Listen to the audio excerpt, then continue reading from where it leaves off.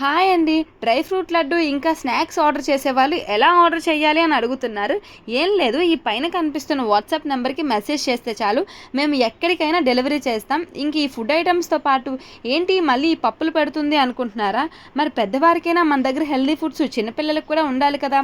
వీటితో పాటు సిర్లాక్ కూడా మన దగ్గర అవైలబుల్గా ఉంది.